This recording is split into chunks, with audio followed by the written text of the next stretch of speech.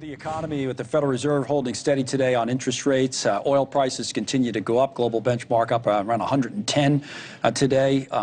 Israel hitting that gas field in Iran. Iran now retaliating. Plus, inflation's proving to be stubborn as Doug Flynn joins us. Flynn, Zito Capital Management. That came in before the Fed. The wholesale inflation number was hot. Fed comes in, doesn't change, but also says it might, still cut rates once this year, even with inflation being an issue. What did you make from, Jerome Powell's decision and commentary? Yeah, a couple of things, actually. I mean, they obviously held rates steady, but they acknowledged that the war is a new source of uncertainty. And so while they did keep the base case of cutting rates, they said maybe later in the year. And they're taking the tack there. They're going to wait and see whether the oil shock is temporary or something much more persistent. But I think it's important to note also that what I took away was that nobody was calling for raising rates. And there had been some chatter about that out there in the economic sphere, but no one had hinted to that. And they did say unemployment should remain relatively as it is. And the most interesting thing in all this, and I think this is sort of a precursor to overall the U.S., is that they raised their GDP growth rate up, meaning that the U.S. is going to improve the growth rate they had planned for previously, even in light of all that's going on. And I think that's sort of a good summation of exactly where we are. Let me ask you a follow-up there on the growth rate. Here's Powell first, though, on the war impact and what he said at his news conference. The implications of events in the Middle East for the U.S. economy are uncertain. In the near term, higher energy prices will push up overall inflation, but it is too soon to know the scope and duration of the potential effects on the economy. So, with all of that said, why do they think the economy is going to grow faster? I think it comes back down to that whole AI backdrop and all the money that's being invested and the growth that these companies are experiencing. Look, there are definite impacts on oil-related industries, and on this, investment side, those are doing well. Other ones that are sensitive to that are not doing well. But overall, it's not enough to derail the U.S. And I think a lot of it has to do with the fact that, again, we're energy independent. So it does have an impact on the pricing, but it's not like we need the oil from here. And I think that's part of why it's not as big a deal as it was in the 70s and 80s for us.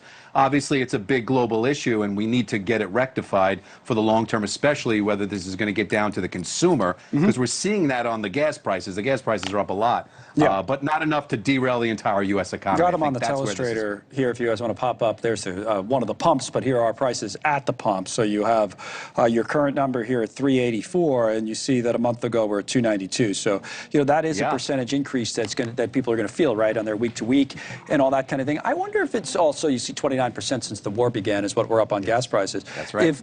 So all of these impacts are real. It almost reminds me of the tariff conversation when we'd have. You said, well, are tariffs hurting the economy? And you could definitely make an argument that they are, but at the same time, not everything that hurts the economy kills the economy. Does that make sense? Right. I mean, it's a very, very large economy.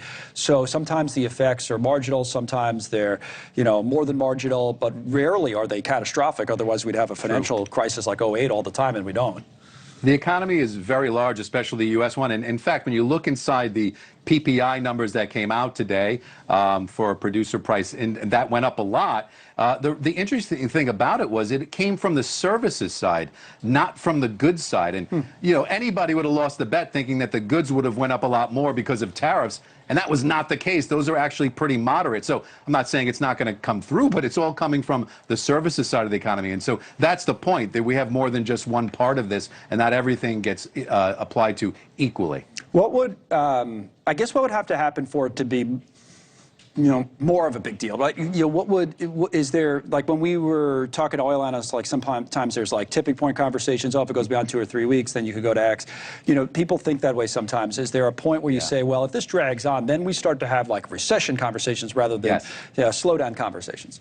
Yes, and I think that will start entering into some of the language in the future Fed meetings, and I also didn't think the Fed was going to do much differently before Powell leaves. But certainly, if you think back to... now they're holding up the vote and everything else. But yeah, no, No, continue. True. No, no problem. It's really comes down to how high gas prices get, and if you think about that $5 per not diesel but gas prices is a major tipping point for people, and it does have a negative impact. Just like when oil prices come down, that's sort of a boon or a plus to the economy. When they go up, it's a negative. So it is going to be a drag, and so oddly, the growth rate overall is still going to go up according to the Fed, but maybe not up as much. And eventually, if it stays high long enough, I think this is all about duration now. How long does this last? Right. That's really where this is going to come into play, is how long does this last and how much of an impact will it have for people? Because eventually, too high for too long is going to mean it is impacting people, and then you start to roll backwards. This is exactly why we're talking about what's happening today. Hitting this gas field, now Iran retaliates, back and forth you go, and does it drag on. Thank you, Doug. As always, closing bell on.